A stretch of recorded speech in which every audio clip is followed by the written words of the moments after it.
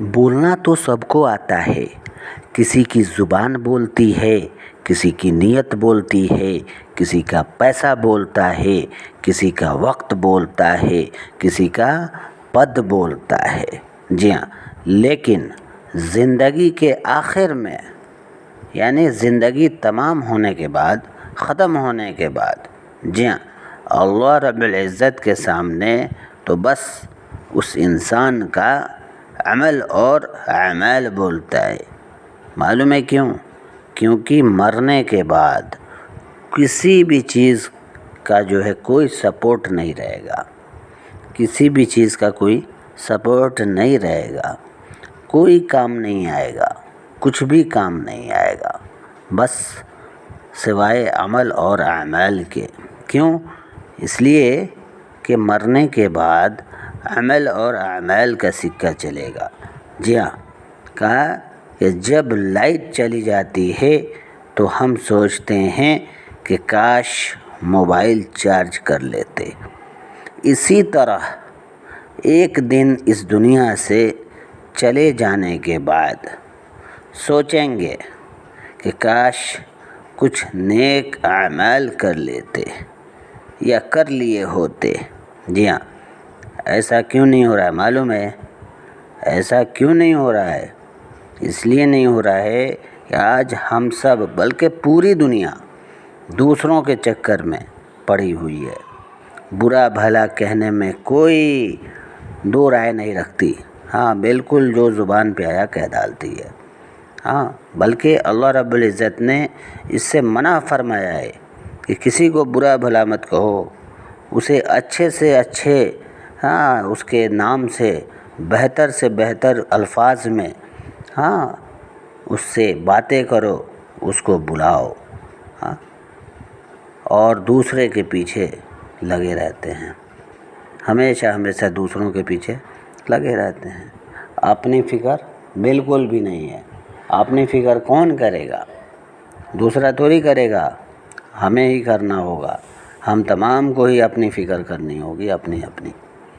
اور اپنی فکر سے مطلب کیا ہے کہ ہم اپنے گریبان میں جا کے، اللہ والے کیا فرما رہے ہیں کہ اگر کمی دیکھنی ہے، برائی دیکھنی ہے تو اپنے اندر جھانکو، اپنے اندر ٹٹولو، دیکھو۔ اگر اچھائی دیکھنی ہے تو سامنے والے کے اندر دیکھو، ٹٹولو۔ جی ہاں، لیکن آج ایمان ہم سب کا اتنا کمزور ہو گیا، ہمارا اتنا کمزور ہو گیا کہ اپنے اندر نہیں دیکھتے بلکہ دوسروں کے اندر دیکھتے۔ کاہے ہو رہا ہے ایسا؟ اور ایمان کیوں کمزور ہو رہا ہے؟ ہر گھر میں موبائل۔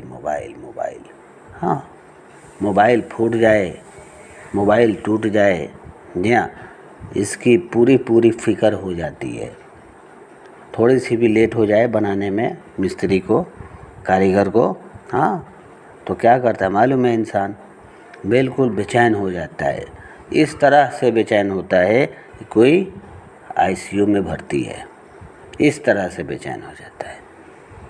وہی اگر ایمان کمزور ہوتا جا رہا ہے، اس کی فکر بالکل بھی نہیں ہے، مسجدیں خالی ہو رہی ہیں، اس کی فکر بالکل بھی نہیں ہے۔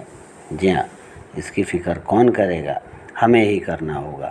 اور جب تک ہم فکر نہیں کریں گے، توجہ نہیں دیں گے، دھیان نہیں دیں گے، اپنے گریبان میں نہیں جھانکیں گے، جی ہاں، ان سب سے ہم بچ نہیں سکتے ہیں۔ اس لیے ہم اپنے ایمان کی فکر کریں، اپنے ایمان کی فکر کریں۔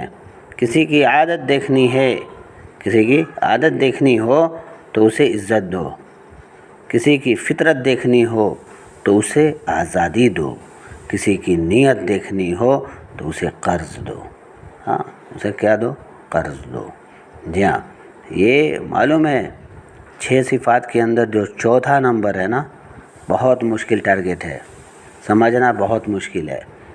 آج کے دور کے اندر خاص کر، آج کے زمانے کے اندر خاص کر، اکرام نکلتا جا رہا ہے، اخلاق نکلتا جا رہا ہے، محبت نکلتی جا رہی ہے، آپس میں میل ملاپ نکلتا جا رہا ہے، یہ احساس نہیں ہے۔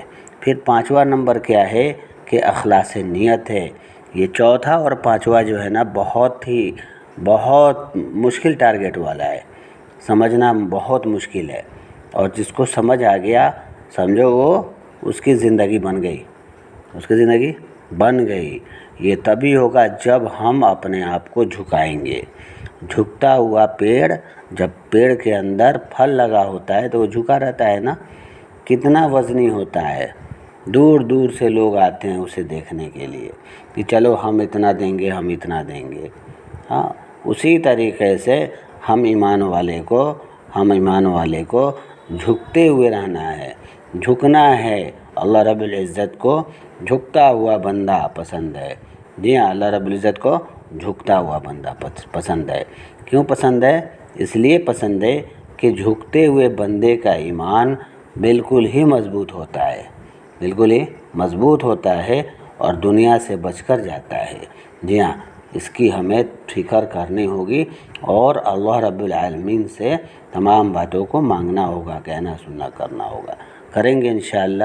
اللہ رب العزت ہم تمام کو، خاص کر ہمیں کہنے سننے سے زیادہ عمل کرنے کی توفیق عطا فرمائے۔ آمین ثم آمین۔ بولنا تو سب کو آتا ہے، کسی کی زبان بولتی ہے، کسی کی نیت بولتی ہے، کسی کا پیسہ بولتا ہے، کسی کا وقت بولتا ہے، کسی کا پد بولتا ہے۔